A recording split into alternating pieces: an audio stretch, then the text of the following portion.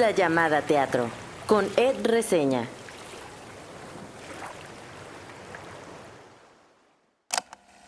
A mí me gusta mucho la crítica.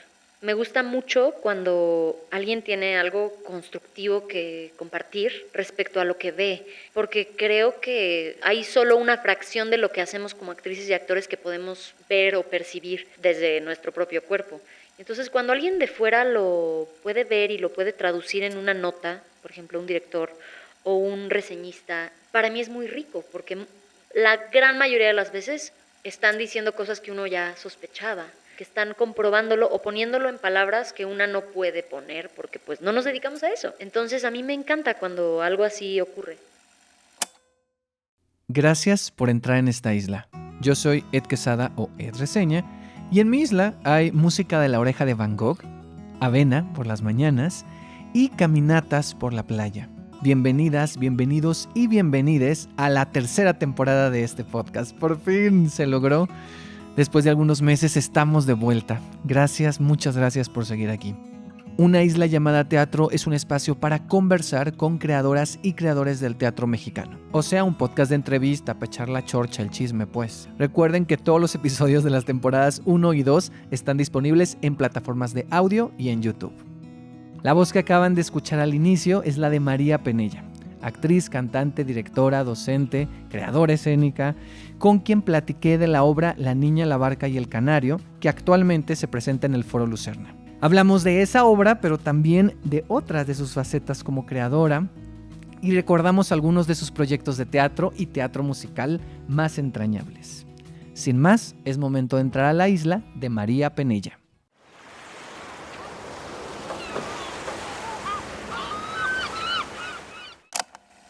No estoy muy seguro si la primera vez que vi a María en escena fue quizás en Bule Bule el show o realmente fue hasta El Hombre de la Mancha. Recuerdo emocionarme y ver cómo iluminaba la escena cuando cantaba en pequeña voz. La recuerdo platicando con una luz robótica en Sacha y Spot y sí, llorar y encariñarme con una lámpara. ¿Cómo olvidarla en Casi Normales? Su Natalie llena de sensibilidad pero también de rabia y su interpretación de Superboy es el héroe inmortal. Recuerdo reír con las locuras y enredos en los que se metía Viola en Noche de Reyes, reír aún más con esa tierna e hiperactiva adolescente en el equipo de Lobas y llenarme de melancolía al escucharla cantar en el universo de Rulfo en Comala Comala.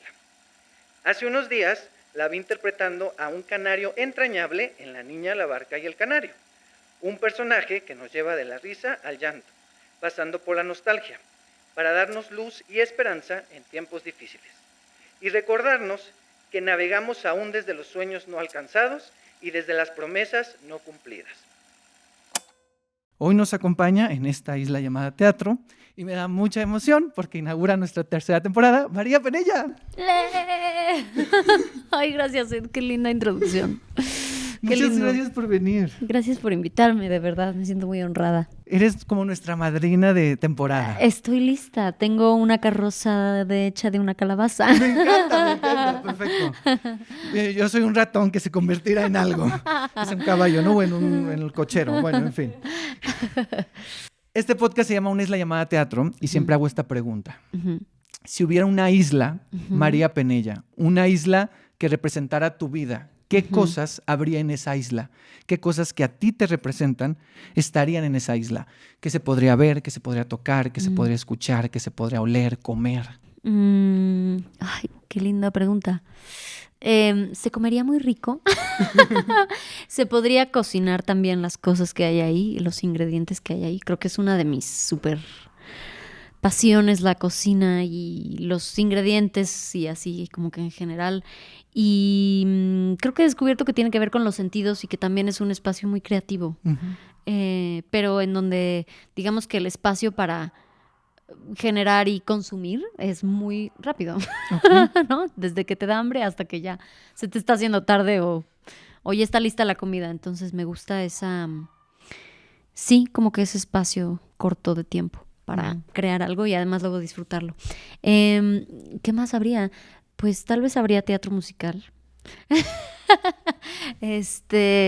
Habría perritos y habría días lluviosos. Tal vez sería una isla en donde llueve Me encanta, porque también soy de días lluviosos. Sí, tal vez algo así. No sé qué más. Sería una isla... Sí, con arquitectura bonita. No sé quién la haya construido, pero... o qué hace ahí, o si son ruinas. Pero me gustaría que tuviera caminitos bonitos por donde caminar. Y también algo de teatro clásico. Ok. Y amigas con quienes reír. Muy bien. Va, me gusta esa isla. Ahora, vamos a hacer una dinámica que yo le llamo el mapa. Los mapas nos ayudan a conocer los territorios y queremos conocer un poco más de tu isla, o sea, un poco más de ti. Entonces, este mapa está hecho a base de recuerdos. Ok. Entonces, yo te voy a preguntar por una imagen específica, un ejemplo. Si te digo, un recuerdo de un cumpleaños, y tú me puedes decir, cuando tenía 8 y me compraron un pastel de chocolate en un parque, es un decir. Ok. Entonces, pensar en imágenes muy concretas con lo que yo te voy a pedir. Ok. ¿Va? Ok. Un recuerdo de tu niñez. De mi niñez haciendo masita de hecha en casa con mi mamá. Ajá, de colores, como de esas que se hacía con... Pues creo que era con maicena, ¿no? Era una masita con maicena. Ujú. Un recuerdo con tu familia. Bueno, pues hubo un año que nos fuimos a un crucero, de viaje a un crucero por el Caribe. Y quizá es porque una de esas fotos es de mis fotos favoritas con mi hermano. Pero recuerdo con mucho cariño ese viaje, como que... Digo, el crucero ahora me parece una cosa que quizá ya no volvería, ¿no? Pero en ese entonces, pues fue un viaje muy lindo y como que desembarcar en islas, no lo había pensado, del Caribe fue pues muy, muy lindo y como que recuerdo mucho un faro, una playa como de piedras, con mucho así como nostalgia. Bueno, esa es la parte de la nostalgia, ¿eh? Ajá, ok. Un recuerdo en soledad. Un recuerdo en soledad. Sí, recuerdo muchas horas. Yo estudié teatro fuera de México y recuerdo, o sea, innumerables horas en el transporte público en Londres, de ir y venir a la escuela o caminar yendo y viniendo o irme a hacer la tarea a cafecitos, bibliotecas, parques, y me gustaba mucho esa soledad. Recuerdo de la primera obra de teatro que recuerdas haber visto. La primera obra de teatro que recuerdo haber visto es Peter Pan de César Balcázar, el musical. Ese es, digamos, un recuerdo mío, o sea, y recuerdo las canciones, el cassette lo escuché todas las veces de mi vida. Recuerdo cantar y bailar en la sala de mi casa desde toda la vida, esas canciones. Y bueno, mi mamá cuenta que muy chiquita me llevó a ver lo que creemos que era El Príncipe Feliz. Mi mamá no se acuerda bien, pero una versión del Príncipe Feliz en donde yo berreaba amargamente. Y como que yo, claro, no me acuerdo yo, Claro. pero mi mamá sí se acuerda y vaya, me ha contado varias veces que yo quería volver, o sea, que a pesar de haber llorado y llorado, yo le pedí que volviéramos. Qué padre. Y creo que sí, es así como una buena manera de pensar, como que qué fue lo que me enganchó del teatro, tal vez. Ya, desde ahí. Y tiene que ver con la siguiente, que es la última para cerrar esta parte. Un recuerdo del momento donde dijiste, ya quiero estudiar esto. Más que dedicar, porque igual y dedicarte ya desde antes sabías, pero decir, sí voy a estudiar esto como una carrera. Fíjate que es chistoso porque para mí fue al revés, o sea, para mí fue... Yo no sabía qué quería estudiar, no sabía a qué me quería dedicar. Y como que sucedió un poco al mismo tiempo que yo dije, ok, sí quiero ser actriz y sí quiero estudiar actuación, dando funciones de El Diario de Ana Frank. En 2009 fue eso. Y claro, sabía que yo quería dedicarme porque sabía que ella era como algo, ¿no? Veía a mis compañeros y era como, wow, ellos son humanos, seres normales. Y se dedican a esto y sobreviven y, ¿no? O sea, como que era algo súper... Pues sí, me podía relacionar con eso. Ya. Y creo que muy, muy paralelamente me enamoré. Ya estaba muy enamorada del teatro, más bien. Creo que por eso digo que fue al revés, porque quizás siempre tuve como el gusano de estudiar o de resolver todas mis preguntas acerca de la actuación. Pero no fue hasta ese momento en que dije, sí me quiero dedicar a esto, que entonces genuinamente dije, perfecto, entonces ahora ¿cómo respondo todas las preguntas que tengo acerca de esto? Entonces fue ahí, creo que vino desde un lugar de mucha curiosidad, como por encajarle los dientes a la cosa. Bien. Cerramos este mapa y ya para ir entrando a La Niña, la Barca y el Canario, quiero hacerte una dinámica donde yo te digo una palabra y tú me respondes con otra palabra, lo primero que se te ocurra. Migración. Mi abuelo Yayo. Solo una palabra, ¿verdad? O puede ser una palabra o Bueno. una frase, no pasa nada. Mi abuelo Yayo, el papá de mi papá. Actuar. Imaginar.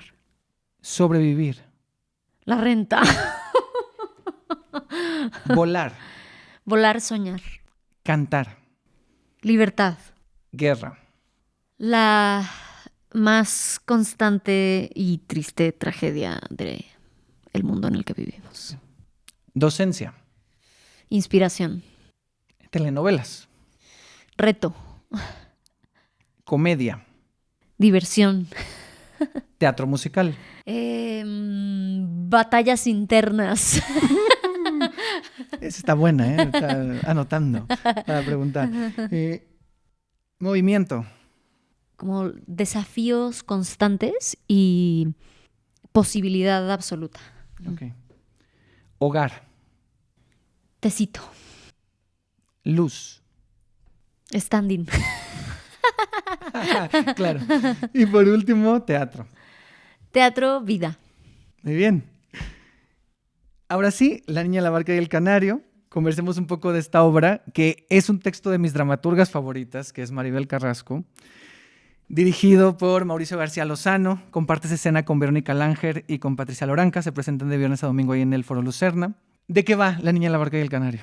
Bueno, La Niña, la Barca y el Canario, su anécdota es, iba a decir muy sencilla, pero no es todo menos sencilla, pero así en términos como base, es una niña que después de estar un par de días dormida, como en un sueño, se despierta y se da cuenta que está debajo de los escombros de su propia casa y decide moverse y decide salir a buscar a su canario, que ella, por cómo ve su casa, entiende que ya está también debajo de los escombros, no ve a su abuela y encuentra a su canario. Y él también está como adormecido, como ido, como en otro mundo, y eventualmente el canario despierta gracias al calorcito que le da la niña y entonces la niña decide salir de ese lugar para buscar un lugar en donde vivir. Se da cuenta que ahí ya no puede estar y toma la decisión de emigrar, recordando que su abuela le había dicho que eso podía pasar y que en caso de que eso sucediera, lo que había que hacer era migrar. Entonces empieza a seguir los pasos de los relatos de la abuela sobre migrar y eventualmente llegan al mar. Y en fin, la obra en realidad son 7 travesías, así pone Maribel en su subtítulo de la obra, algo así como travesías sobre infancia y melancolía. Y creo que es un perfecto subtítulo porque Maribel es increíble.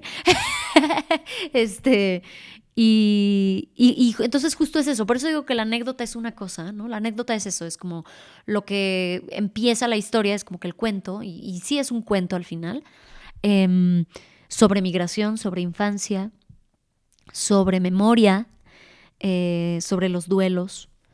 Y Mauricio, mucho de lo que nos ha insistido es también que es un cuento sobre fragilidad y delicadeza, ¿no? Como la niña migrante con su pequeño canario, que es aún más frágil que la niña migrante, que es esa criatura la más frágil de todas, ¿no? Entonces, pues sí, La Niña, la Barca y el Canario es eso, es un cuento a 3 voces, es un cuento narratúrgico y bueno, y nuestro montaje de La Niña, la Barca y el Canario es una casi ópera, con escenografía de Jorge Ballina y iluminación de Ingrid Zack, que la verdad es que se hizo como una cosa compleja escénicamente para nosotras, pero muy, muy rica, o sea, adictiva, además. Sí, me imagino. Es que justo lo resumiste muy bien. O sea, dijiste que pero me encanta porque todo lo que dijiste me ayuda para las siguientes preguntas que te quiero hacer. A mí los textos de Maribel, que he podido leerlos, no, solo lo he visto, pero me parecen, tanto en papel como en la escena, muy poéticos, la mayoría de sus textos parten mucho de la niñez, pero también le hablan a todo el público y tratan temas fuertes algunos, ¿no? Sí. Tienen muchas capas, tienen muchas lecturas. Y primero te quería preguntar, ¿qué pensaste cuando lo leíste por primera vez? O sea, si ya sabías que ibas a estar o no, o cómo iba a ser eso. Yo recibí el texto junto con la invitación de hacer Al Canario. Y entonces, y sabía que por fecha sí podía hacerlo, y era una cuestión solo como de ver, ¿no?, qué había en el texto y si eso me entusiasmaba. Y, o sea, no pasaron ni 3 páginas y dije, esto está muy, muy increíble. De inmediato, la cosa es que está, como dices, ¿no?, es poético y está todo del lado izquierdo, o sea, es un verso. Uh-huh. El texto es casi un verso. La métrica que tiene es así deliciosa. Hasta visualmente, ¿no? Sí, visualmente es un verso. Sí, sí, sí. Y entonces eso fue de lo primero que me súper enganchó, porque me gusta mucho el verso y tenía mucho rato de no hacer verso y me entusiasmaba mucho la idea de meterle los dientes como si fuera un verso de teatro clásico del siglo de oro, de lo que fuera. Y lo otro fue como que la cosa de estar leyendo un canario que no habla, pero estar leyendo sus textos y la relación con la niña, y como que tuve muchas preguntas sobre esa relación inmediatamente y sobre la relación con la abuela y un poco como de cómo vamos a hacer esto. O sea, solo tenía preguntas en mi cabeza y dije, esto es algo muy entusiasmante porque hay obras que lees y ya sabes cómo las vas a hacer. Aunque no conozcas ni al director ni a tus compañeras, ya te puedes visualizar allá, ¿no? Por el estilo, por muchas cosas, ¿no? Y obviamente se termina de completar en el montaje, obvio, se hace en el montaje, pero puedes imaginar ciertas cosas. Y acá yo estaba en blanco. Y eso me súper enganchó. Claro. Mira, y perfecto se enlace con mi pregunta, que era, ¿cómo fue la construcción de ese canario? Sobre todo pienso en cómo darle la humanidad al canario, cómo establecer la relación con la niña, y aparte sigue siendo una de esas 3 voces. O sea, está narrando. Y eso te quería preguntar, o sea, ¿qué tanto había en el texto a lo que te podías agarrar? ¿Qué tanto fue tuyo y qué tanto fue el trabajo con Mauricio y con el equipo? Creo que fue una cosa muy, muy combinada. Muy combinada. O sea, en el texto sí que hay un montón de cosas, porque Maribel es fantástica y entonces eso es delicioso porque te pones a estudiar el texto y empiezas a imaginar y a inmediatamente empiezan a surgir más y más cosas, ¿no? Imágenes, sensaciones sobre todo. Y sin duda, la cosa de ya llegar a leer con Patricia, con Patti y con Vero, fue muy, o sea, me echó los jugos creativos a andar muy cañón y fue muy curioso que inmediatamente como que leíamos pero no nos veíamos a los ojos, por ejemplo. Que había ciertas cosas que eran muy raras de estar leyendo esta obra, pero que el instinto no fuera a voltearnos a ver, ¿no? O sea, como que había algo en donde esa cosa como narratúrgica nos daba también información sobre, pues sí, sobre cómo iba a ser. Y la parte, o sea, leímos la obra, la leímos un par de semanas, 2 semanas por ahí, y descubrimos muchas cosas, pero eran puras teorías, porque sabíamos que a la hora que nos pusiéramos de pie, eso iba a cambiar mucho. Y en efecto así fue. O sea, a la hora que yo me empecé a mover, según yo como canario, fue como, oh my God, ¿qué? No, o sea, era como destruir todo. Y estaba la pregunta de cómo relacionarnos con Patti, si está allá el canario y yo voy a estar acá afuera. O sea, Entonces, y Mauricio tenía muy claro que no nos quería juntas. Entonces, Porque eso es muy claro en la obra, o sea, sí. los espacios, Sí. cómo están separadas. Sí. Y nos costó muchísimo trabajo. Y claro, hay un momento de spoiler alert en donde nos juntamos en el centro del escenario Ujú. y solamente la niña y el canario. Y eso fue un muy grande alivio también para Pati y para mí, porque siento que mucha de la construcción también sucedió ahí, en ya podernos ver. Pero bueno, fue un proceso eso, muy, muy combinadito entre el texto y todo lo que el texto sí nos daba. Mucho, mucho, mucho. Y luego, a la hora de ponernos de pie, descubrir que teníamos unos huecos bien grandes para mí por lo menos de fisicalidad. Y de entenderlo y de como que manosearlo y hacerle la escultura al canario de cómo se tenía que mover y luego cómo se iba a relacionar con la niña, porque se nos tumbaba las convenciones a cada ratito. A cada ratito estábamos, no, eso ya no funciona, eso ya no funciona. Bueno, Mau, ¿no? Obviamente, pero nosotros ahí al lado como de, ¿qué onda? ¿Cómo hacemos? Entonces, sí, fue una construcción muy, muy de la mano entre todas. Ok.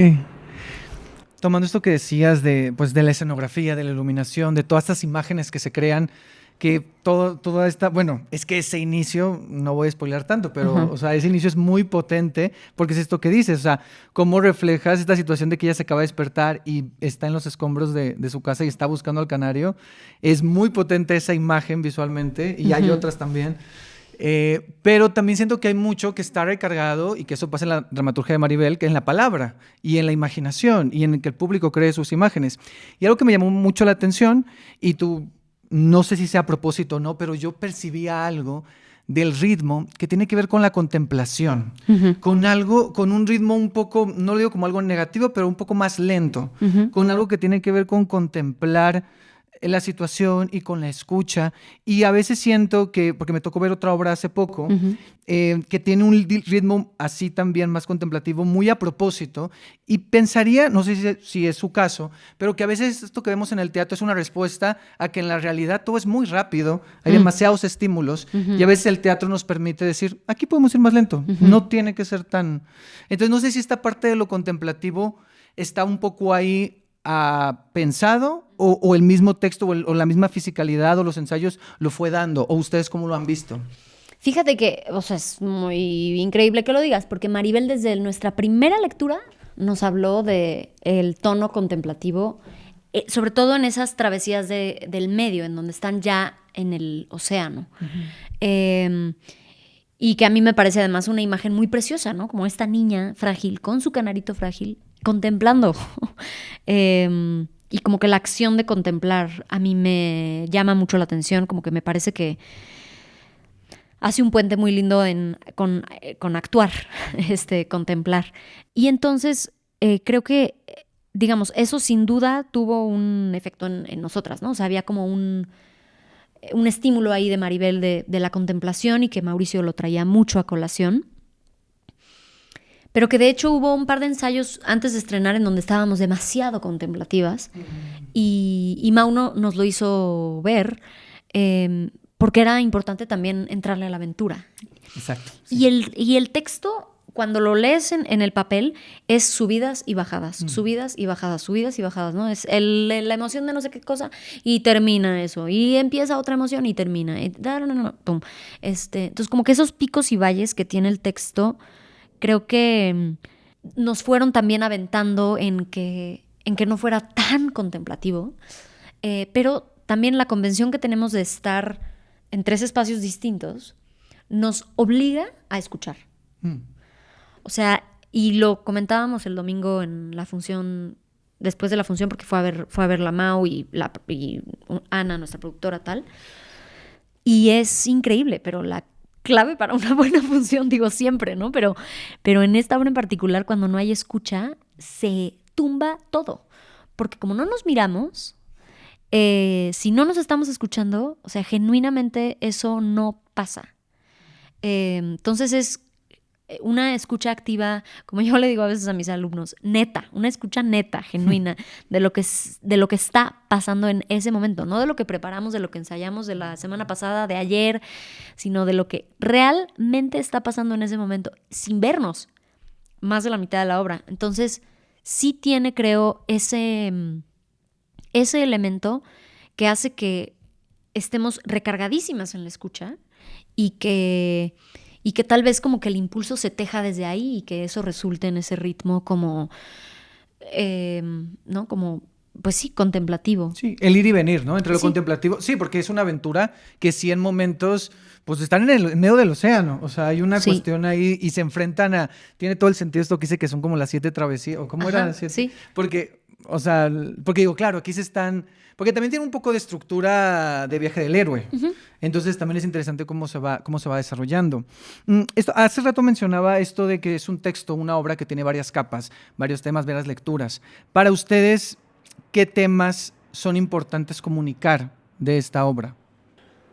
Creo que para todo el equipo la cuestión de la migración. O sea, suena medio obvio decirlo, pero sí muchas veces lo dijimos durante los ensayos y lo seguimos diciendo ahora durante las funciones. La cosa de que sea un texto que resuene de manera tan actual es atemorizante para empezar. O sea, es terrorífico.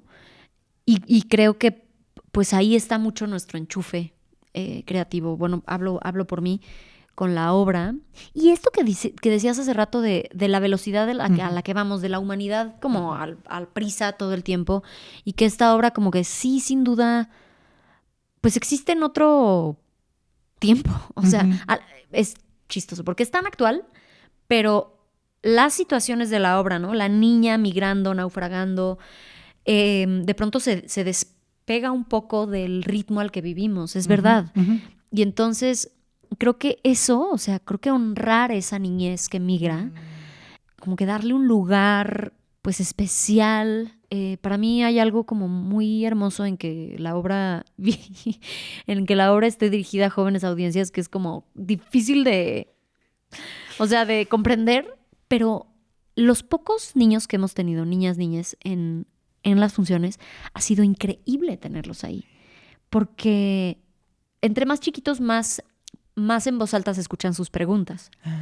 Pero cuando son un poquito más grandes, aunque no escuches que hablan, porque ya no hablan a los 9, ya no le preguntan a su mamá cosas en voz alta, pero les puedes oír el pensamiento casi, o sea, les estás viendo como la cosa de que se está acomodando en su cerebro el cuento y están haciendo el rompecabezas de lo que han visto en noticias, de lo que, no, o sea, y siento que como adultos hay veces que asumimos tantas cosas que incluso cuando vamos al teatro, o sea, tú lo ves, en escena lo ves, así, al público que le está pasando la obra por encima, así como... Wow.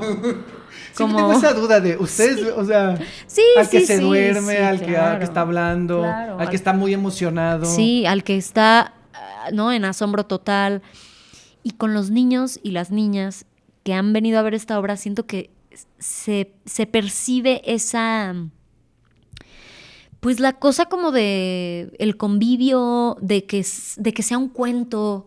Es muy espectacular la escenografía, entonces hay elementos de sorpresa que les gustan mucho. Y todo eso, o sea, creo que es parte de lo que a mí, en lo personal, me gusta de esta obra. Y decíamos una broma en los ensayos, hablábamos de los niños hipotéticos que nos fueran a venir a ver. Y un buen día, como que me cayó el 20 que claro, que incluso en los adultos que nos fueran a ver, había una voz de la niñez o una perspectiva de la niñez. Y entonces, para mí, en lo personal, hay algo que apela a eso.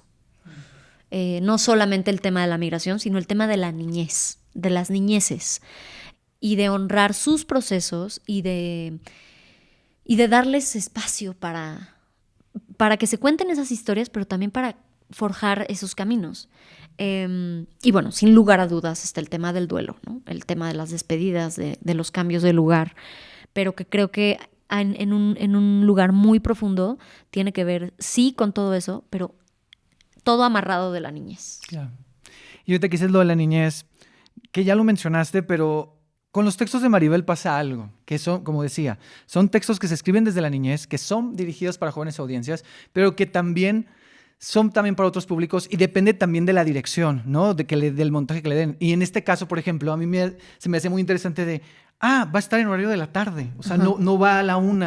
Entonces dije, interesante decisión.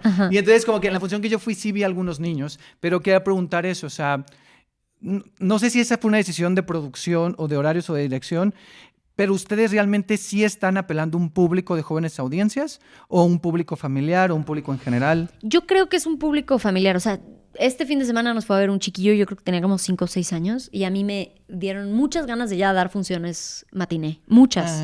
Y tenemos ese gusanito como compañía. Me atrevo a decir. Pero sí es una obra para toda la familia. Porque creo que por los temas duros que toca, se convierte en un rompehielos de conversaciones entre papás e hijos, hermanos, primos. O sea, creo que puede provocar eso. Okay. ¿Qué te ha dejado a ti como actriz y como persona este proceso? Y no solo el proceso de ensayos, sino esta segunda parte de estar en escena haciendo eso.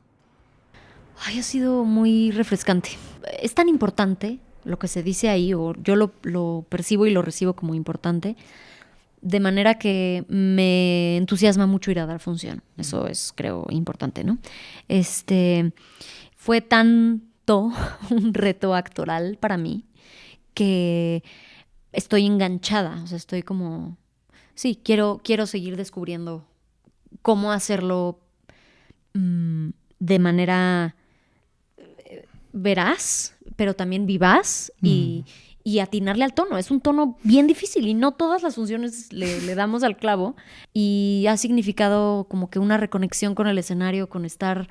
Las temporadas en general ahora son muy cortas y tuvimos el enorme privilegio de que tengamos 30 funciones.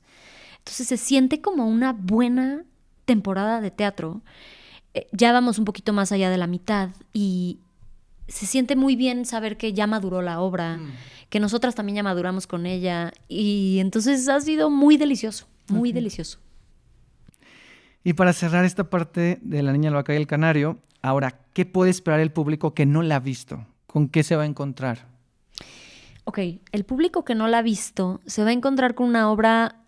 siempre estoy diciendo esto y no sé por qué, pero bueno, ni modo. Corta, es una obra corta. Es corta, sí es corta. Que a mí en lo personal me gusta. Y como actriz también. O sea, llegar a mi casa antes de las 11 de la noche es para mí un regalo. Haciendo una obra que toca temas muy profundos. O sea, no necesitamos estar 3 horas en el teatro, ¿no? Con esta hora... Me encanta que digas eso. Es que sí, o sea... ¡Qué horror! ¡Qué pena! Otro pero... tema.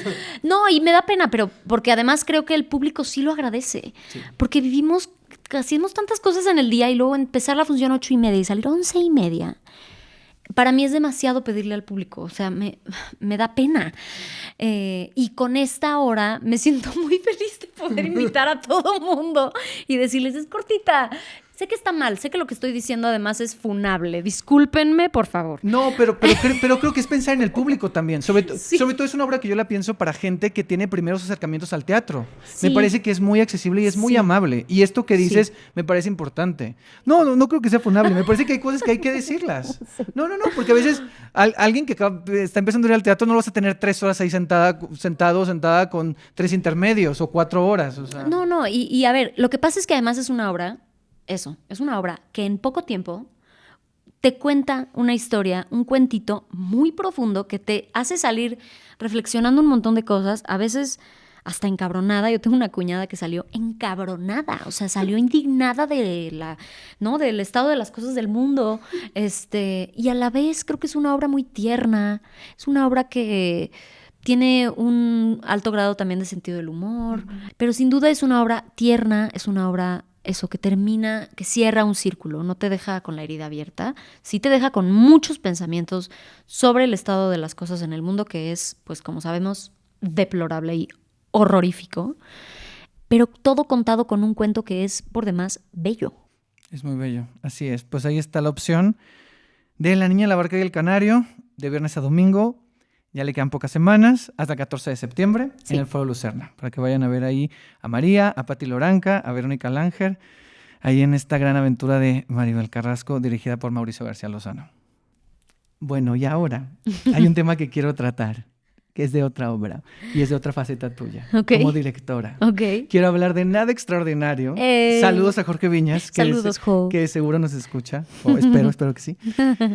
Tengo varias preguntas, o sea, ¿cómo fue para ti dirigir? O sea, dirigir esto, porque aparte es un monólogo unipersonal, musical, y habla de algo muy relacionado con Jo, pero también una etapa que tú compartiste con él, Sí. ¿no? Cuando estudiaban teatro musical de Ajá. jóvenes, adolescentes, niños, lo que fuera. ¿Cómo fue para ti dirigir esto con todo ese equipo también? O sea, con toda esta carga emocional y con esta relación que tienes. Entonces, 2 preguntas. ¿Cómo fue dirigir eso? ¿Y cómo te relacionas tú con esos temas y con ese texto? Ujú. Bueno, para empezar, dirigir Nada Extraordinario fue un regalo para mí. O sea, creo que yo ya tenía muchas ganas de dirigir. Muchas ganas de dirigir. Un poco en la clase que doy, pues a veces se presta y son como pequeños ejercicios de dirección o unos de un poquito más largo aliento, pero nunca lo había hecho así, ¿no? Y entonces para mí fue...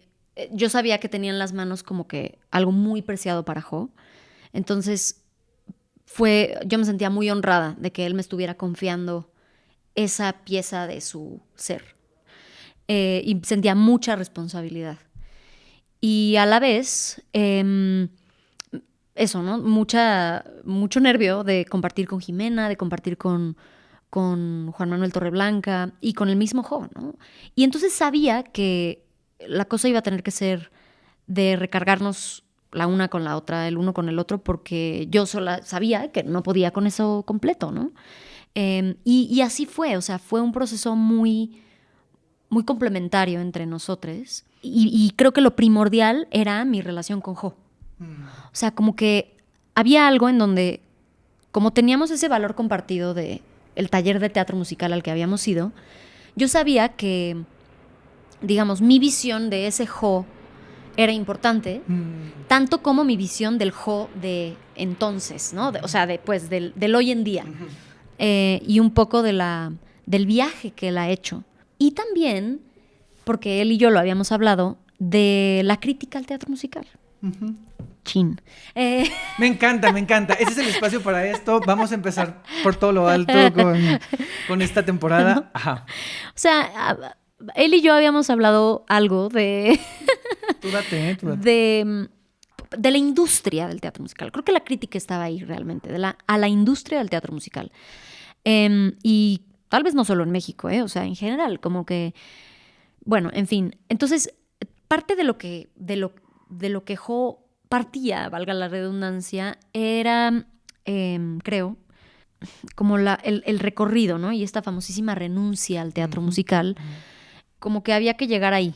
Sobre todo en el primer acercamiento que tuvimos, o sea, para ese primer montaje en la capilla y para el Sergio Magaña, creo, el enfoque fue absolutamente partir de lo autobiográfico, tener un dispositivo que protegiera a Jo de lo complejo que es hacer algo autobiográfico. Entonces, pues las herramientas fueron mucho el clown, que a mí yo quiero mucho al clown y me gusta mucho como tener esta perspectiva de fuera del clown y entonces un poco fue por ahí, el inicio fue por ahí. Y la verdad es que de la mano de Jimena M fue muy fácil, porque su texto es...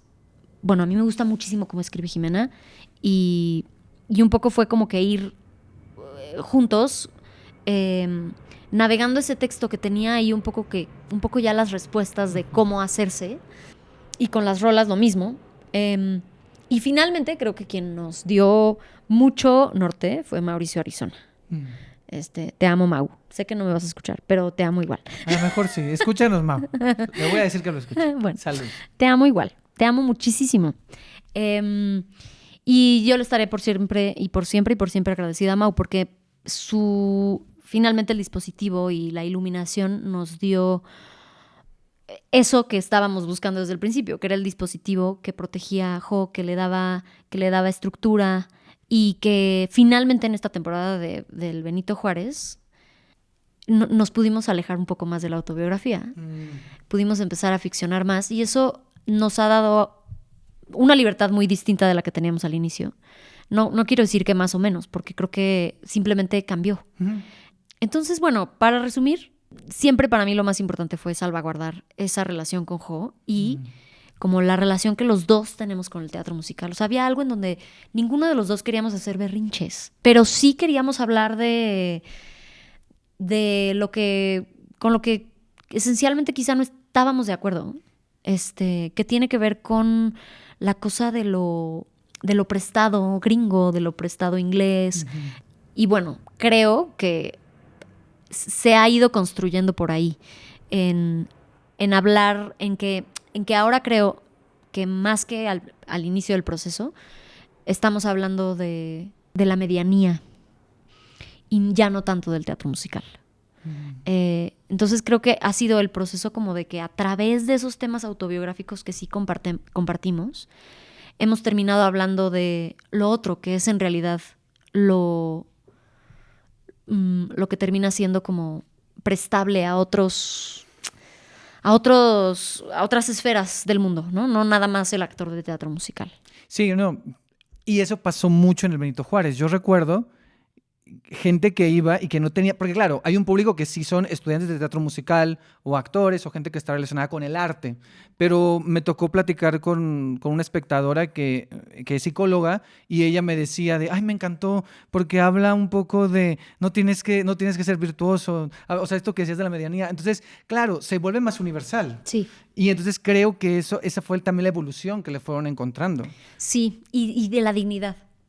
Con Jo habíamos tenido muchas conversaciones sobre la dignidad. En general, con ese grupo de teatreres de ese taller de teatro, que te sorprendería, el Alumnus List. En un episodio de este podcast lo mencionó Patti Loranca cuando vino en la primera temporada, y me sorprendió y le dije, ¿qué? Sí. Porque era Patti Loranca, tú, Jorge, Andrés Elvira, y me mencionó otros 3. Ana Sofía Gatica, Sí, no manches. Sabina Silva, Baita Sosa. O sea, es así como, ¿what? Pero que, a ver, ¿a qué iba con eso? Con ese grupo hablábamos mucho de la dignidad. Y se repetía mucho ese tema en nuestras conversaciones. Y creo que al final no es un desdén por la medianía. Al contrario, es decir, solo no hay que partirnos la madre al grado de llevar una vida y una carrera indigna. ¿No? O sea, como que defender esa dignidad, defender la ternura, como lo dice Jo. O sea, es que esto se sostenga y que sea sostenible, valga, o sea, el sentido de la palabra, ¿no? Como este trabajo es muy extraño como para andarlo sufriendo. Justo. Para cerrar esta parte, voy a retomar un poquito lo que dijiste cuando en las palabras yo te dije teatro musical y tú dijiste batallas internas. Ajá. O sea, lo conecto. ¿Cuáles serían esas batallas internas que tienes con el teatro? Tienes desde Comala Comala, si lo contamos como un musical, sería la última vez que hiciste musical, ¿no? Sí, Comala Comala fue la última vez que hice un musical. Pero yo empecé en el teatro musical. O sea, de verdad que mi gran amor por el teatro empezó cuando yo veía ese musical de César Balcázar, Peter Pan. Lo vi sopetecientas veces y me encantaba. O sea, porque era un cuento con música, con baile. ¿Qué más quieres? O sea, era, ¿no? Y un cuento que además conoces. Entonces, muy universal. Y el montaje, la versión de César Balcázar era muy mexicana. Me gustaba mucho, o sea, la canción decía, un beso es una simple formalidad, o un estilo de festejar, ser amable al saludar, o una prueba de cordialidad. O sea, una letra preciosa. Entonces como que, y en español, ¿sabes? O sea, la cadencia era en español. Entonces yo me enamoré del teatro por eso, por la música, por las cadencias, porque me hablaba al corazón directo. Y el teatro musical se convirtió como que en el vehículo para yo poder explorar eso. Sin embargo, me peleé un montón con los montajes que son importados. Me peleo un montón con los montajes que son importados y que llego a verlo al teatro y que no siento nada. No, qué interesante. Perdón que lo diga. Y tengo muchos compañeros que además amo y creo que no depende de ellos. No. porque es un montaje que además se hace en inglés, con actores que a veces no hablan inglés y no tienen por qué hablar inglés. Y les están dirigiendo actoralmente en un idioma que no entienden y ellos están actuando en un idioma que los directores no entienden. Entonces, ahí hay una desconexión enorme para empezar. Entonces, bueno, y ni hablar de otras obras que, pues eso, están escritas y dirigidas y pensadas y construidas y se tomaron 10 años en construir esas obras para un público en Broadway, no para el público mexicano. Y entonces tengo yo muchas ganas de que... Y tenemos nuestros musicales mexicanos, no estoy diciendo que no, pero que haya más. Comala, mentiras. O sea, hay un montón, y sí los hay. No tienen el aparato económico que tienen esos otros que son importados. Y mi sueño es que lo tuvieran. Porque, creo que Mentiras ya es la excepción, ¿no? Sí, pero también lo construyó. O sea, Sí. se construyó, han pasado 16 años y una serie de televisión que han hecho que se siga construyendo. Sí. Pero eso no pasa realmente. No, O sea, exacto. tenemos ejemplos como Comala o como El Último Teatro del Mundo, Sí. que son buenos ejemplos, pero que son chiquitos. Sí. Y que sí tuvieron su vida, pero no es como que sigan, Sí. ¿no? Y digo batallas internas, porque además de todo lo que estoy diciendo, de todas maneras tengo ganas de seguir haciendo teatro musical de ese gringo que estoy criticando en este momento, ¿no? Que ya hiciste también. Que ya he hecho también, sí. Está Los Miserables, está Casi Normales, o sea... Y sí hay excepciones. Y, por ejemplo, en Los Miserables tuvimos a un director que era... yo creo, muy especial por eso, porque se tomó el tiempo de traducir el libreto, leer la traducción, o sea, era doble traducción, ¿no? De hablarnos, de tener una directora residente que nos hablara en español, que todo el tiempo nos estuviera traduciendo. O sea, se tomaba ese tiempo y no todos lo hacen. Entonces, por eso digo batallas internas, porque es como, de todas maneras, mis canciones de karaoke favoritas son, o sea, y para lavar los trastes y gritar a todo pulmón, son esas de teatro musical y me emociono. Ya no como antes, pero sí, porque en la adolescencia, además, en mi adolescencia salió Wicked, imagínate. Y Casi Normales. Entonces, creo que antes era mucho más obsesiva y como, no sé, obviamente conoces a Andrés Elvira, ¿no? Sí, Pero bueno, saludos. Que o sea, no. te amo, Andrés. Pero El gran obsesivo. Claro, nuestra Biblia de teatro musical y Andrés se sabe todo. Y yo no era tan así porque tampoco soy yo así. Pero nos sabíamos todas las letras y las cantábamos y tú cuál quieres hacer y yo cuál quiero hacer.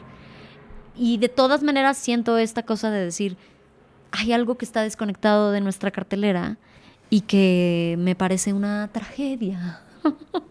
Sí, pero estoy totalmente de acuerdo. Pero creo que es un buen momento para cuestionar esto, porque creo que también están surgiendo estas compañías y estas personas y compositores que están diciendo, hay que hacer. Sí. Y ahí va. Sí. Y creo que es un buen momento para cuestionarlo, porque creo que hay con qué hacerlo, ¿no? Sí. O sea, Sí.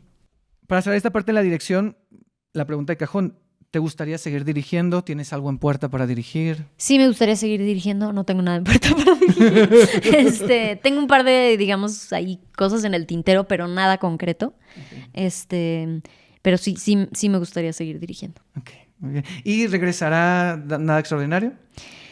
Sí va a regresar Nada Extraordinario. Sí.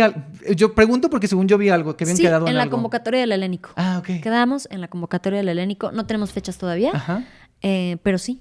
Quiero hablar de otra cosita rapidito que me llama mucho la atención. Hubo un par de obras donde yo veía que tú estabas acreditada como coordinadora de intimidad o coreografía, movimiento, Uh-huh. que la primera vez que lo vi fue en Blue Room, también lo vi en Finlandia. Uh-huh. Creo que también hiciste algo similar en Creadores de Mundos. Sí. Y me llamó mucho la atención porque yo había escuchado de este puesto, de esta posición en el audiovisual, Uh-huh. pero no en teatro. Entonces quisiera saber dos cosas: en qué consiste, cuáles han sido tus funciones en estas obras Uh-huh. y... Ay, ¿cuál era la otra? ¿Y cómo llegaste ahí? O sea... Fíjate que yo llegué porque me obsesioné con la serie Normal People. No sé si la vieron. No. Bueno, me fascinó. Normal People es una novela que habla de dos adolescentes que se enamoran y que empiezan a tener relaciones sexuales. Y, o sea, se enamoran en la adolescencia. Bueno, ni siquiera se enamoran en la adolescencia. Empiezan a tener relaciones sexuales en la adolescencia y su relación más bien va creciendo a lo largo de esos años en donde se van a la universidad, salen de la universidad y ellos intermitentemente, pero siguen teniendo relaciones sexuales. Y la serie de televisión lo narra usando las relaciones sexuales. O sea, y me pareció tan increíble porque estamos muy acostumbradas a ver el sexo en la televisión como una cosa plana, siempre igual, que realmente no cuenta la historia. Cuenta un momento de la historia, o le adelantas o te superenganchas en ese momento, pero no... No está aportando a la narración, a la narrativa. Exactamente. Entonces yo me empecé a clavar con ese tema de cómo fregados la hicieron y efectivamente me di cuenta de que había todo este movimiento que un poco a raíz del Me Too inició, pero pues que cupo muy bien dentro de la industria para que el sexo pudiera, además de ser seguro para todos los actores y todas las personas involucradas, o las escenas de sexo simulado, que fuera narrativo y que fuera parte de lo que contaba la narrativa de manera original o única o pues simplemente apegada a lo que la historia quería contar. Y yo hablaba mucho de esto en las reuniones, estaba como obsesionada con eso, y entonces y tal, y entonces este ejercicio que se hace y este otro, y yo así me empecé a leer y leer y leer al respecto, y Fabi Villalpando me habló y me dijo que Diego del Río iba a hacer Blue Room y que ella le había contado que yo estaba muy clavada con ese tema y como que a Diego le latió la idea de tener a alguien así en Blue Room. Y entonces fue así, como que un poco, pues sí, de bote pronto, que me integré a Blue Room. Y esa fue la primera vez que lo hice. Y bueno, a partir de ahí he ido como que desarrollando un poco, pues como que la práctica que hago. Creo que en teatro ya la tengo un poquito más clara. Ya hice 2 proyectos de audiovisual también, de coordinadora de intimidad. Y creo que, o sea, sí lo primordial para mí ha sido partir de las buenas prácticas. O sea, tomar, digamos, el pretexto de la coordinación de intimidad o de una escena de sexo o de una escena de un beso, usarlo como pretexto para hablar de buenas prácticas en general en la producción. De definir límites, tener acuerdos. Y digo, son cosas importantísimas para esas escenas porque se convierte en una manera segura de repetir la escena una y otra vez sin que haya malos entendidos, en donde no haya límites claros, no se vale improvisar. O sea, si montas una coreografía. Sí. A ver, no siempre, que eso es importante, porque a veces la cosa requiere una coreografía. Y a veces la obra requiere simplemente entender cuáles son los límites de cada quien, cuáles son los límites también de parte de dirección y de producción, y que se pueda jugar dentro de esos límites. Pero sí, en la mayoría de las veces sí me gusta proponer coreografía. Okay. No siempre se puede. Pero en la medida de lo posible sí es muchísimo más seguro y muchísimo más rico para todas las partes, incluida yo, que sí se haga una coreografía. Y se necesita tiempo y se necesita como que pues, disposición de las partes para poderlo hacer. Qué interesante. O sea, es que me acuerdo que desde la primera vez que vi Tu crédito en Blue Room me llamó mucho la atención. Y luego cuando lo volví a ver en Finlandia, que también era una pareja, que era Luis y era Bárbara, ¿no? Y Bárbara, sí. Ajá, y entonces me llamó mucha atención y dije, el día que entreviste a María le voy a preguntar de eso.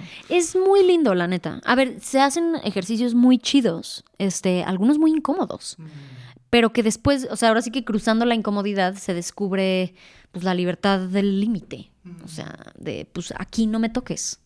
O no quiero dar besos, porque también se vale. Y la onda es, o sea, es una herramienta muy útil porque la regla, así como que todos los coordinadores de intimidad, ay sí, todos, he hablado con todos, todos están de acuerdo, es que los límites no deben ser un impedimento para contar la historia. Los límites físicos o íntimos de tanto de los actores como de los técnicos en el teatro, como de el crew en el set, no deben ser un impedimento para poder contar la historia. Te agradezco esta parte, me gusta quería hablar de esto, pero vamos rápido con... Quiero hacer un repaso breve de algunos proyectos tuyos. Entonces yo te voy a decir una obra y tú me dices una imagen, algo que te acuerdes de ese proyecto. Ok. El Hombre de la Mancha. El Hombre de la Mancha, un laboratorio de escenografía y utilería con Jorge Ballina y Mauricio García Lozano. por demás muy divertido, de ensamble, de una cosa de descubrir las reglas del juego juntos, un ensamble amorosísimo y amistades que perduraron años. Los Miserables. Fue un proyecto que yo inicialmente no quería hacer. No quería audicionar. Estaba así como que yo, como perrito que no quiere entrar al agua. Y creo que había una capa de eso que era una resistencia a así hacerlo. O sea, como que tal vez en el fondo tenía tantas ganas de hacerlo que yo solita estaba como que boicoteándome para decir, ni quería, ¿no? Y bueno, fue la verdad un proyecto que eso, o sea, creo que si hay amistades que me dejó el teatro, muchas fueron en Los Miserables. Fue un camerino, éramos creo que 10 mujeres en el camerino de ensamble de Los Miserables. Y fue, puedo decir sin temor a equivocarme, que de los camerinos más increíbles, amorosos, de apoyo la una con la otra que en los que he estado. Bueno, ahí yo entendí que yo sí era cantante también. Digo, lo he dicho muchas veces, pero sí, genuinamente como que antes de eso yo decía, no, yo no soy cantante, yo soy actriz y canto, pero no soy cantante. Pero en Los Miserables, pues sí me convencí de que sí soy cantante y disfruté mucho hacer esa obra. Pequeña Voz. Fue un personaje divino. O sea, Pequeña Voz es un personaje divino. Y la música de la maestra Analí me cobijó de una manera súper especial. Fue, creo, una oportunidad que en el momento quizá no dimensionaba de entender como el reto que implicaba hacer a todas esas voces. Y que luego creo que como actrices nos cuesta trabajo, hablando de Nada Extraordinario, como que superar el síndrome del impostor. Y para mí, Pequeña Voz fue una pieza de trabajo en donde tuve que superar de muchísimas maneras ese síndrome del impostor. Sacha y Spot. Es la primera vez que hice a un unipersonal, que no era del todo unipersonal porque estaba la lámpara, pero Era muy divertido. pero era muy divertido. Y muy emotivo. Yo la vi dos Sí. veces y las dos veces lloré. Sí, Ay, era no. muy linda, era muy linda. Yo en ese entonces tenía mucho trabajo y estaba muy, muy estresada. Como hay cosas que llegan en el momento en donde no les puedes exprimir toda la felicidad que pudieras, también la recuerdo con un cariño y un amor y una dificultad muy particular, y además le tengo un cariño especial porque fue la primera colaboración que hice con Paula y me la llevé para siempre en el corazón. Paula Celaya, te amo. Saludos a Paula. Nunca nos dejes. Nunca. Casi Normales. Casi Normales fue el proyecto que me regresó a México después de estudiar actuación en Londres. Y se canceló esa vez y luego se rehizo 5 años después. Noche de Reyes. Noche de Reyes fue otro regalo, muchos regalos. Tal vez esta isla se llama regalos. Regalo de amor. Tutum. Por la novela ¿Dónde está María? Exacto. Hacer esa audición, cantar esas canciones, conocer a Pablo Chemor y luego estar en esa compañía que solo nos dio alegrías y nos las sigue dando. Y hablan de Pablo Chemor, Comala. Ay, Comala. Que se fueron de... Nos fuimos a Edimburgo el año pasado, estuvimos en el Fringe con funciones sold out todo el tiempo. La oportunidad de llevar un texto de Rulfo al otro lado del charco fue increíble. Y para cerrar, es que todas, un saludo para todas las lobas. ¡Ay, lobas! ¡Au! Es que ya parezco disco rayado, pero es otro regalo. Como que son esos apapachos al corazón, hacer una obra con puras amigas. Y que las que no éramos amigas nos volvimos amigas. Una obra súper compleja en cuanto al texto y a mí me gustan los retos y los desafíos y ese sin duda era uno. Ay, fue precioso. Una gran obra. Yo la recuerdo con mucho cariño. Estuvo aquí Paula y hablamos justo de esa obra. Ahora sí, ya para terminar, es otra dinámica de preguntas rápidas, de respuesta corta. ¿Va? Ajá. O sea, yo te hago preguntas y tú me respondes Va. corto. Un sueño cumplido en el teatro. Hacer a Viola. Un sueño por cumplir en el teatro. será Hamlet. Wow, me encanta, lo clásico te salió. Un miedo de esta profesión. Perderle el amor. En tus procesos de docencia, de formación, ¿qué te interesa comunicar a tus estudiantes? Me interesa comunicarles el cariño y cuidado por sí mismas y por sí mismos por encima de la ficción. Ok. Ay, qué bonito. Has hecho telenovela, actualmente está al aire en Las Estrellas, Regalo de Amor, y hace poco estuvo en cines 1938, cuando el petróleo fue nuestro. Y ahora, menciono esto este es 2 en 1. ¿Qué se enciende en ti cuando haces audiovisual y qué se enciende en ti como actriz cuando haces teatro? Cuando hago teatro se enciende todo. Es como que todos los botones de la máquina del espacio encendidos así al mismo tiempo de colores. Y sale humo y todo sucede. Y cuando hago audiovisual es chistoso porque se prenden botones que yo no sabía que existían. Sí, creo que esa es la mejor manera de describirlo. Me encanta. Ok. ¿Cómo llevas la crítica, tanto positiva como negativa, hacia tu trabajo? A mí me gusta mucho la crítica. Me gusta mucho cuando alguien tiene algo constructivo que compartir respecto a lo que ve, porque creo que hay solo una fracción de lo que hacemos como actrices y actores que podemos ver o percibir desde nuestro propio cuerpo. Y entonces cuando alguien de fuera lo puede ver y lo puede traducir en una nota, por ejemplo, un director o un reseñista, para mí es muy rico, porque la gran mayoría de las veces están diciendo cosas que uno ya sospechaba, que están comprobándolo o poniéndolo en palabras que una no puede poner porque pues no nos dedicamos a eso. Entonces a mí me encanta cuando algo así ocurre. Para ir cerrando, esta pregunta es nueva, creo que lo he hecho un par de veces, pero me interesa mucho y yo sé que tú también ves teatro y me gustaría ahorita una recomendación, aunque no esté en cartelera, de una obra que tú digas, esta obra me movió y creo que a alguien más le puede mover. Ok, ¿puedo decir 2? Sí, puedes decir 2. Bueno, la última obra que vi fue Miguel Ángel. Ok. Ay, que ya acabó ayer. Y yo se lo dije a Lucía, solo me arrepiento de no haberla visto antes para poderla volver a ver. Es una delicia de texto. Lucía está fantástica en escena y es una gran obra de diversión para ver entre semana. No es larga. No, es corta. Y es divertida y ella está increíble. Y es divertida y es increíble. Y ella está increíble y a pesar de ser una obra, corta, divertida, bla, bla, bla, es una obra que habla de algo muy importante y muy profundo. Entonces, siento que esa es una recomendación. Y la otra es Indecente. Ok, que esa está en temporada. Que esa ya vuelve y me encanta esa obra.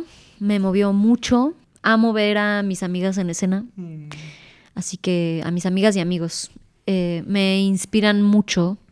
Esa obra me inspira mucho. Como que esa cosa de que hable del teatro, como que una fuerza que puede como impactar en la realidad, al público, me conmueve mucho. Okay. Volviendo a este concepto de la isla, en esta isla hay un cofre. Y en ese cofre del tesoro están las cosas valiosas que a ti te ha dejado el teatro. ¿Cuáles son esas cosas valiosas?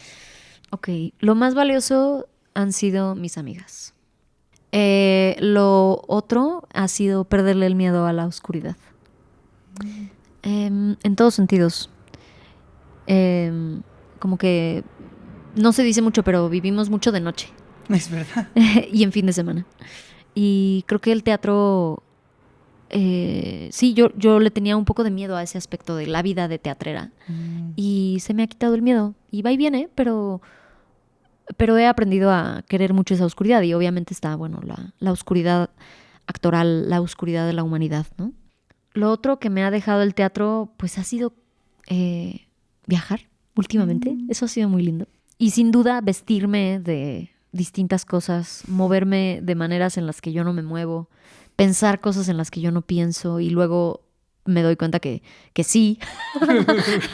Y llevar esos temas a terapia. El teatro me dejó la terapia y le estoy muy agradecido al teatro por haberme llevado a terapia. Wow. Sí. Qué bueno. Va. Y ahora sí, bueno, la última pregunta es que tú me hagas una pregunta a mí. Ok. Es el momento. Entonces, de las preguntas que yo te hice, de las que de las que apliquen, me puedes regresar una o puedes crear una nueva, algo que se te ocurra Ok. ahorita. Ok, ¿qué es teatro musical para ti? Ay, me encanta la pregunta. Uy, no. Es muy mágico. O sea, para mí el teatro musical es como magia, es como fantasía, es como un escape, es como... A mí me encanta, no me considero un experto como Andrés ni como otras personas, pero me gusta mucho. Me gusta mucho. O sea, la primera vez que yo vi el teatro musical fue en el cine. Claro. O sea, recuerdo cuando vi Vaselina, que la pasaban en el 7 y yo la ponía y la veía. Y después pude ver la obra cuando fue a Mexicali. Entonces, verlo en vivo, el teatro musical es muy impactante. Y mi primer musical que yo vi en la ciudad de aquí fue Mary Poppins. Wow. Entonces, para mí es como la magia. Y después ver otros musicales que no son tan espectaculares, pero para mí la magia sigue ahí. O sea, yo puedo ver Comala Comala y veo la magia. Y yo veo El Último Teatro del Mundo y veo la magia como la veo en Mentiras o como la veo en El Rey León. Entonces, para mí yo creo que el teatro musical es, como espectador, es magia, es fantasía, es escape. Y siento que ahora que hago todo esto de la reseña y todo eso, sí siento que es disciplina, que es compromiso, porque conozco y tengo amigos que están ahí intentando, que quedan, que no quedan, que lo hacen, que les gusta, que, ¿sabes? Y es eso. Pero también creo que es uno, porque mucha gente no lo piensa así, pero yo sí creo que al final, no sé si esto sea polémico o no, es teatro y también comunica algo. Es decir, Por no solo supuesto. es la espectacularidad, sino Ujú. espectacularidad, sino también está contando una historia. Ujú. Entonces el teatro también para mí es esa emoción. El teatro musical es ese teatro también que puede contar algo profundo y que Claro. puede doler y que no siempre termina en una nota alta. Ujú. Porque pensamos que los musicales siempre terminan todos felices y contentos y con sale el confeti y ya. Ujú. Pero también puede terminar abajo. Claro. Entonces, como que eso, el teatro musical es algo que me fascina verlo y me emociona y me sé las canciones y las canto y hasta yo hago como si lo hiciera. O sea, no es que yo lo quiera hacer, pero hay algo en mi ser que yo me lo llevo, ¿sabes? O sea, el teatro musical para mí, a diferencia, todo el teatro, pero el teatro musical me pasa más, que es algo que se queda conmigo. Sí. ¡Guau, qué lindo! ¡Guau, qué padre! Y bueno, hemos terminado. Ajá. Me gustaría si quieres dar tus redes Sí. para que la gente te siga y sepa más de lo que estás haciendo. Ok, gracias, Ed. En redes sociales estoy en el Instagram como María Penella con doble L y básicamente es la única que uso. Estoy muy adicta a ella y entonces por eso ya no uso ninguna otra. Solo con esa, basta. Muy bien. Tengo por ahí un Twitter que ya ni leo y, o sea, hasta lo borré del celular y un Facebook que tampoco nunca me meto. Entonces, y no tengo TikTok porque me quiero prevenir de otra adicción. Me parece excelente, porque luego cada adicción. Pero bueno, ahí te pueden seguir en Instagram.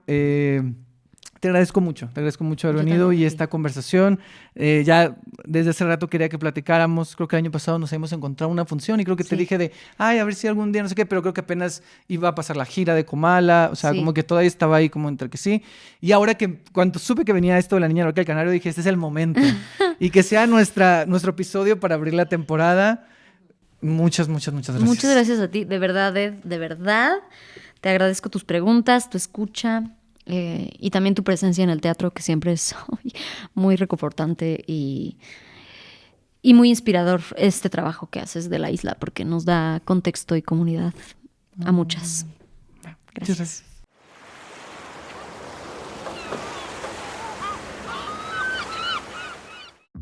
Recuerda que para más contenido, videos y recomendaciones de teatro, puedes seguirme en @edresenateatro en Instagram y en Twitter o X y en @edresena_teatro en TikTok. También ahí me pueden poner qué les pareció este primer episodio, este regreso y si ya vieron La Niña, la Barca y el Canario o si tienen ganas de verla. La verdad estoy muy emocionado de por fin volver a esta isla. Gracias por escuchar, gracias por sus comentarios de ¿cuándo el podcast? ¿Cuándo regresa? Pues ya volvimos, así que escúchanlo, compártanlo, suscríbanse por favor ahí en las plataformas de audio que pueden suscribirse, pueden darle calificación y así, muchas estrellitas por favor, ¿eh? Y pues quiero agradecer a todas las personas que hacen posible este podcast. En la producción, Andrea Quintero, el diseño gráfico e imagen, Said Galván, tanto de Una Isla Llamada Teatro como de todo el proyecto de reseña. Las cortinillas de Alex Barajas y la voz de esas cortinillas y de las promos de esta temporada de Lorena Nájera. Gracias también a mi familia y a todas las personas que han hecho posible esta temporada. Y pues gracias a ustedes también. Es momento de despedirnos y dejar esta isla. Gracias por haber estado aquí. Nos escuchamos en un próximo episodio. Y si no, de seguro, nos vemos en el teatro. Hoy extrañaba decir eso. Bye.